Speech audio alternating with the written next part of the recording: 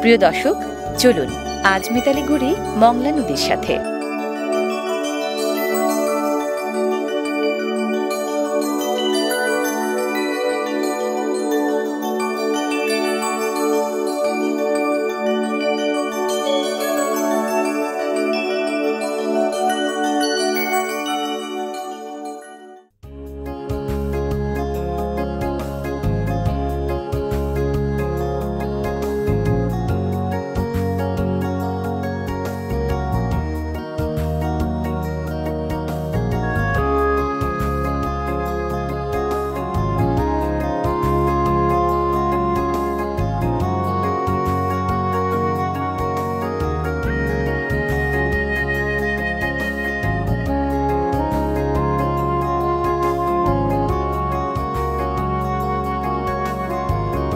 বাংলাদেশের দ্বিতীয় সমুদ্র বন্দরটির নাম আমরা অনেকেই জানি, মংলা পোর্ট।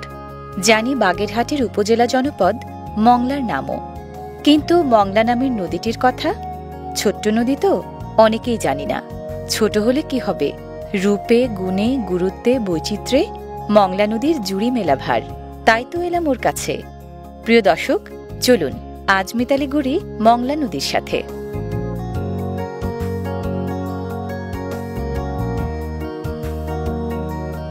দৈর্ঘ্যে ছোট হলেও মংলা কোথাও কোথাও অনেক বড় নদীর চেয়েও প্রশস্ত বেশি।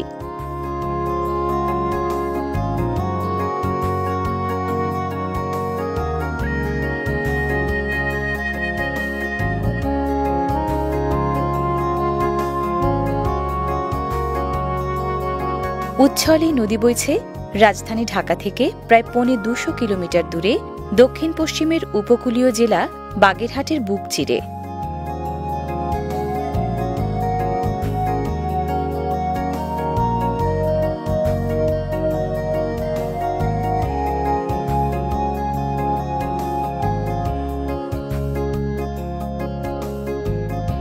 উত্তরে বাগেরহাট জেলা সদরের ৬০ গম্বুজ এলাকা, দক্ষিণে রামপাল উপজেলার বাইনতলা এলাকা।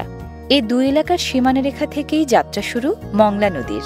রামপাল জনপদ পুরোটা পাড়ি দিয়ে দক্ষিণ পশ্চিমমুখী এই নদী পথ চলায় জ্যোতি টেনেছে মংলা জনপদে যেয়ে।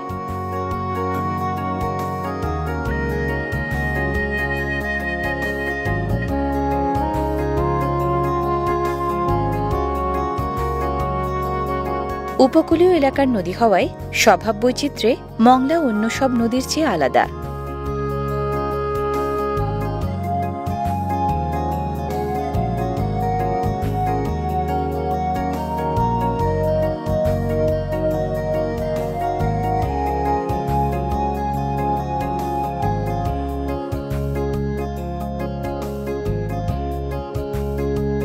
মংলা তার রূপ পাল্টায় বেলায় বেলায়।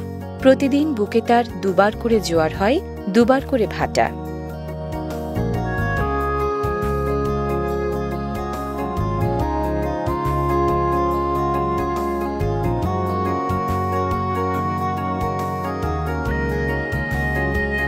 মংলা সর্বদক্ষিণের প্রান্তিক নদীগুলোর একটি। পরোক্ষ সম্পর্ক আছে বঙ্গোপসাগরের সাথেও। জোয়ার আর ভাটা তাই নিত্যদিন স্মৃতিচিহ্ন আঁকে এ নদীর পাড় জুড়ে।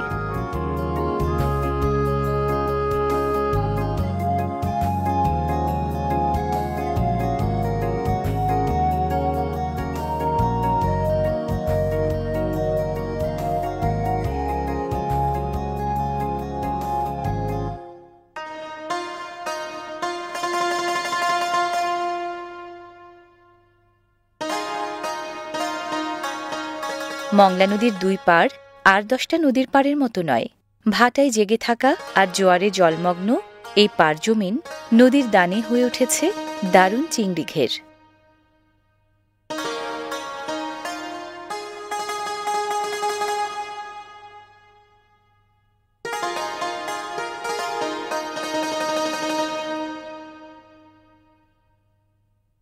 বঙ্গোপসাগরের বদৌলতে বাগদা চিংড়ির পোনা আর জোয়ারের নোনা পানি দুটোই এখানে অফুরান। মংলা নদীর দুপারে তাই চিংড়ি ঘেরও অনেক। এককালে মংলার পাড়ে চিংড়ি ঘেরের চেয়ে ধানি জমি বেশি ছিল, কিন্তু ধানের চেয়ে চিংড়ির চাষ বেশি লাভজনক হওয়ায় দিনে দিনে বদলে গেছে দৃশ্যপট। নদী পাড়ের প্রায় সবটুকু জমি এখন চিংড়ি ঘেরের দখলে।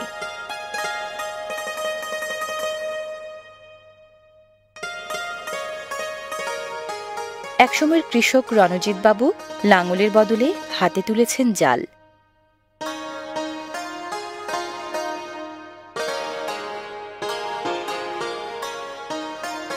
মাঘী পূর্ণিমায় পোনা ছাড়ার পর রণজিৎ দিন 15 পর পর ঘেরের জলে জাল ফেলে দেখেন বাগদাগুলো কত বড় হল।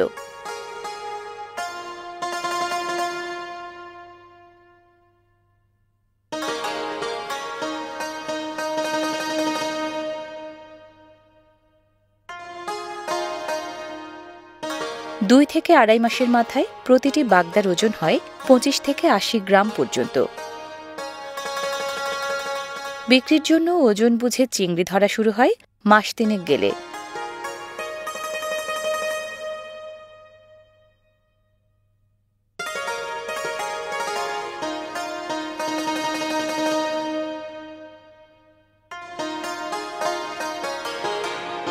এই ঘেরগুলোতে চিংড়ি উৎপাদনের ভরা মৌসুম মাঘ মাসে শুরু হয়ে চলে কার্তিক পর্যন্ত।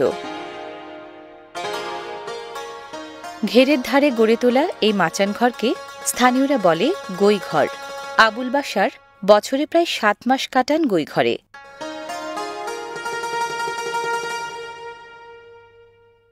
আবুল বাশার এই চিংড়ি ঘেরের পাহারাদার। মাসিক 4,500 টাকার বিনিময়ে পাহারা দেয়া সহ পুরো ঘেরের দেখভাল করেন তিনি।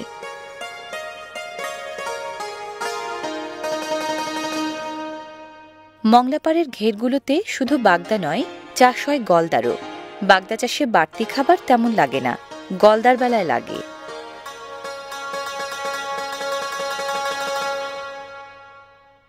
চিংড়ি ঘেরের জন্য নোনা পানির যোগান কোথাও সরাসরি নদী থেকে মেলে, কোথাও বা সংযোগ খাল লাগে।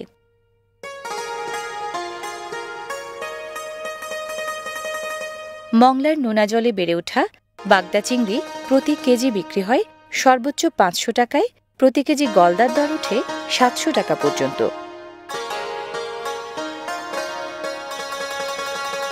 চিংড়ি ঘেরের চিংড়ি অর্থনীতিতে গুরুত্বপূর্ণ অবদান রাখলেও লবণাক্ততার দীর্ঘমেয়াদী বিস্তার ঘটছে মাটিতে। অস্তিত্বের সংকটে পড়ছে উদ্ভিদকুল, ভারসাম্য হারাচ্ছে পরিবেশ।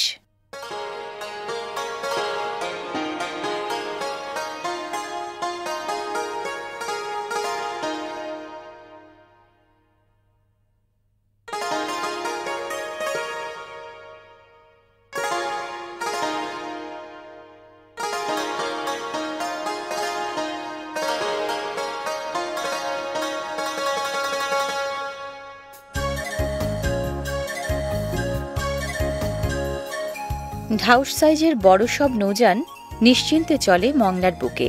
কারণ একটাই, নাব্যতা নিয়ে তার সমস্যা নেই কোনো।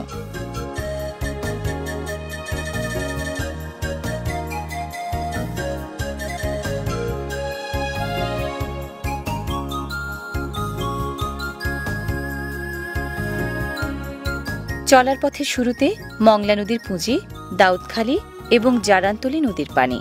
রামপাল পাড়ি দেওয়ার সময় বুক এসে নিয়েছে দাউদখালী নদীর আরেক ধারা এবং গাছিয়াখালী নদীর পানি। চলার পথের শেষে ধার করা সবটুকু পানি সে সঁপেছে সুন্দরবনের বিখ্যাত নদী পশুরের বুকে।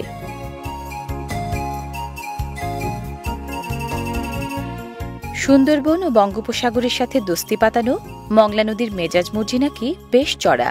ভরা মৌসুমের খুব দুরন্ত এই নদী কিছুটা শান্তশিষ্ট থাকে শুকনো মৌসুমে।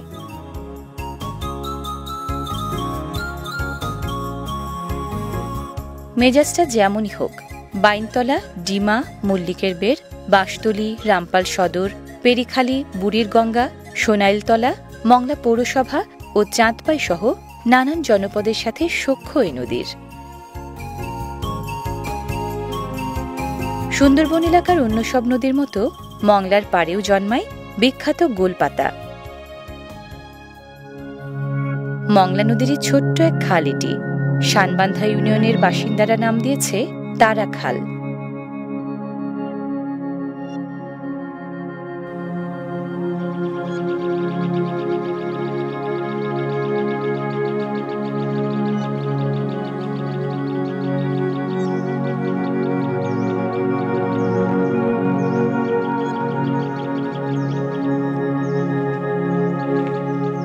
জোয়ার জলের আদর পেয়ে খালের দুপারে গড়ে উঠেছে চমৎকার ম্যানগ্রোভ ফরেস্ট। স্থানীয়রা কেউ বলে নোনাবন, কেউ বলে প্যারাবন।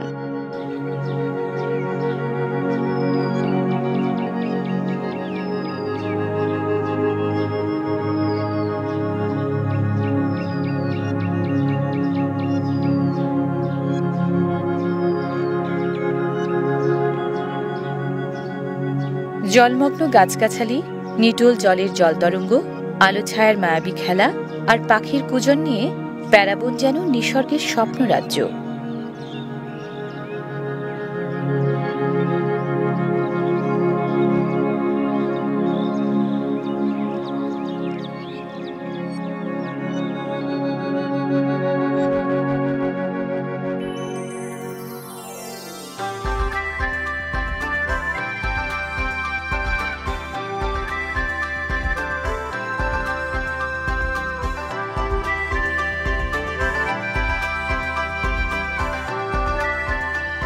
মংলার পাড়ে নামলেই হাতছানি দিয়ে ডাকে ছায়া ঢাকা মায়ামাখা গ্রাম।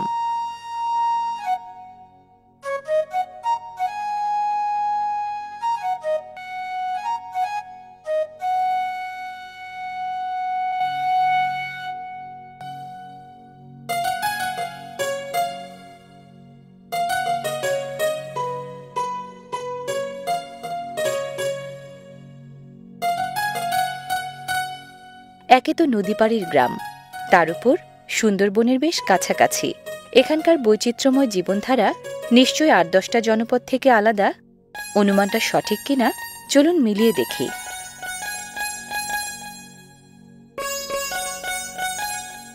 মংলাপাড়ের গ্রাম তো চিংড়ি ঘেরতাই না থাকলেই নয়।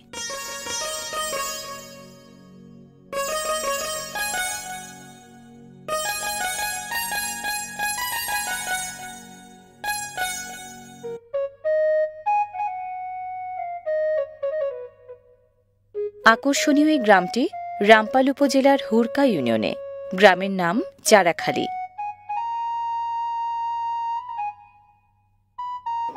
কথা হলো গ্রামের পুরনো বাসিন্দা মণ্ডলবাড়ির বিনতা, সুরজিৎ ও রণজিৎ মণ্ডলের সাথে। দাদা, ঝড়ের সময় আপনারা কি করেন? আমাদের সাগর কাছে, আমরা ঘরের সময় আমরা তোমাদের ঘর দর ভেঙে যায়, উড়াই নিয়ে যাই। আমরা তো ওই জায়গায় কোনো সাইজ সেন্টার নেই, আমরা তো এদিক ওদিক দৌড়ে যাই। জল ছাড়াই গেলে পরে আমরা আবার আসি। বাড়িঘর বেশি ছিল? বাড়িঘর বেশি ছিল, বাড়িঘর অনেক কমে গেছে। কমছে কেন? চলে গেছে এদিক ওদিক। তো এই যে নদীর ধারে থাকেন আপনারা, কেমন লাগে? থাকতে শান্তি আছে, আবার যেন ঝড় ওঠে সেখানে নদীতে একবার ভাড়ায় নিয়ে যায়, আবার ডাঙ্গায় উঠে দিয়ে যায়।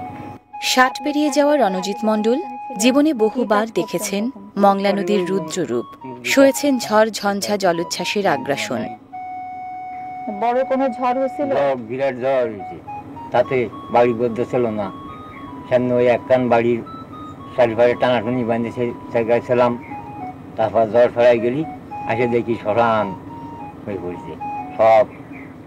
কখনো কখনো বিপদে ফেললেও মংলা নদীর সাথে মণ্ডলবাড়ির বাসিন্দাদের সম্পর্কটা আসলে বৈরিতার নয়, সম্প্রীতির।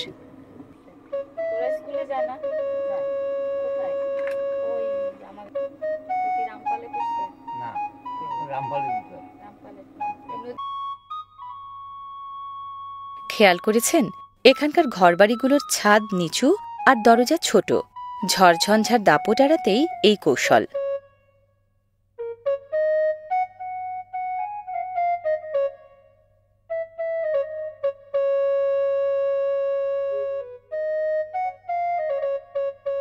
একে তো প্রান্তিক জনপদ, তার উপর পরিবেশ বৈরী। তাতে কি, বৈরিতা জয় করেই মংলাপাড়ের মানুষেরা জীবনের পসরা সাজায় সনাতন স্নিগ্ধতায়।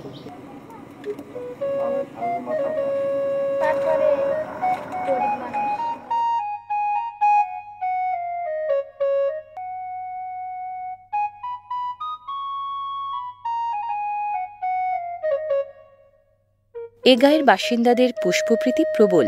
ফুল গাছ দেখছে প্রায় সব বাড়িতেই।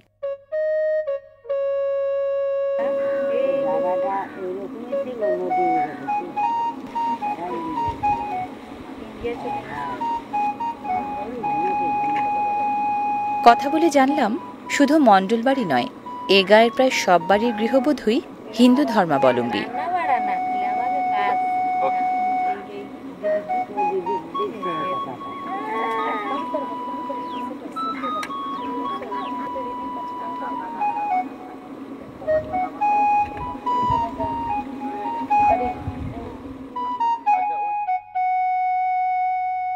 এই চারাখালির মতোই পেরিখালি, হুড়কা, গঙ্গার ব্রিজ, রামপাল, শানবান্ধা নামের অগুন্তি গ্রাম আছে মংলার পাড়ে।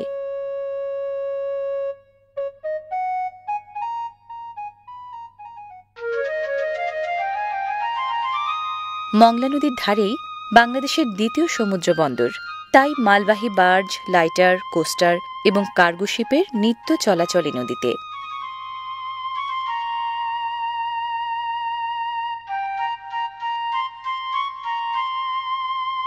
পণ্যবাহী এসব নৌযান এশিয়া, মধ্যপ্রাচ্য, অস্ট্রেলিয়া, ইউরোপ ও উত্তর আমেরিকার বিভিন্ন সমুদ্র বন্দর থেকে আসা প্রায় ৩ মিলিয়ন টন বাণিজ্য পণ্য প্রতি বছর বহন করে মংলার নদীপথে।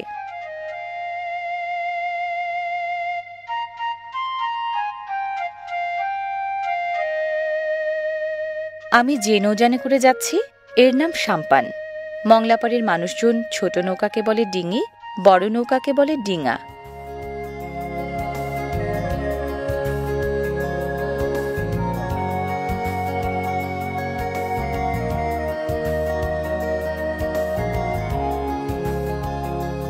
কথা হলো সাম্পান মাঝি মজিবরের সাথেও।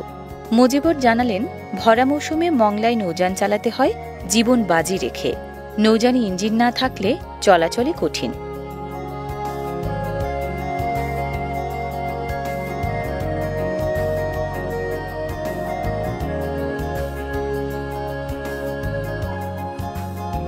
রামপাল উপজেলায় বয়ে চলার সময় এ নদী পাড়ি দিয়েছে প্রায় ৩০ কিলোমিটার পথ। মংলা জনপদে পার হয়েছে ৬ কিলোমিটারের মতো। সব মিলিয়ে মংলা নদীর দৈর্ঘ্য তাই প্রায় ৩৬ কিলোমিটার।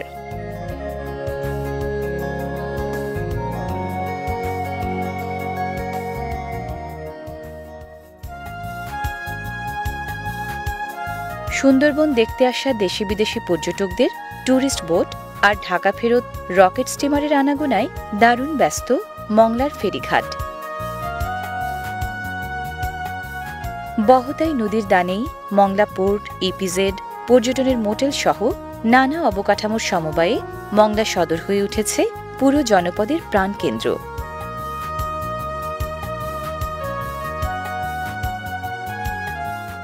এসে পড়েছি মংলা ও পশুর নদীর মিলন মোহনায়। এখানেই উত্তর থেকে ধেয়ে আসা মংলা মিতালি পাতিয়েছে সুন্দরবনের সবচেয়ে বড় নদী পশুরের সাথে।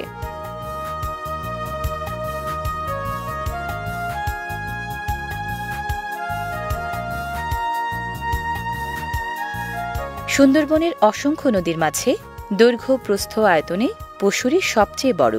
এই পশুরের মাধ্যমেই মংলা নদী তার জল সঁপেছে বঙ্গোপসাগরে।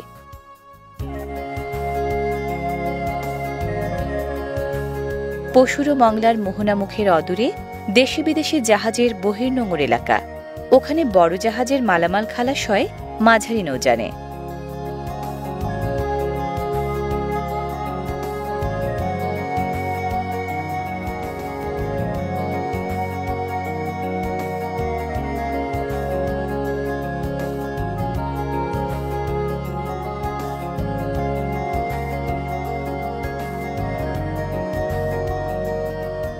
ছোট বলে অনেক কিছুকে আমরা অবহেলা করি, কিন্তু রূপের গরিমায়, বৈচিত্র্যের মহিমায় ছোট অনেক সময় বড়কে হারিয়ে দেয় সহজেই।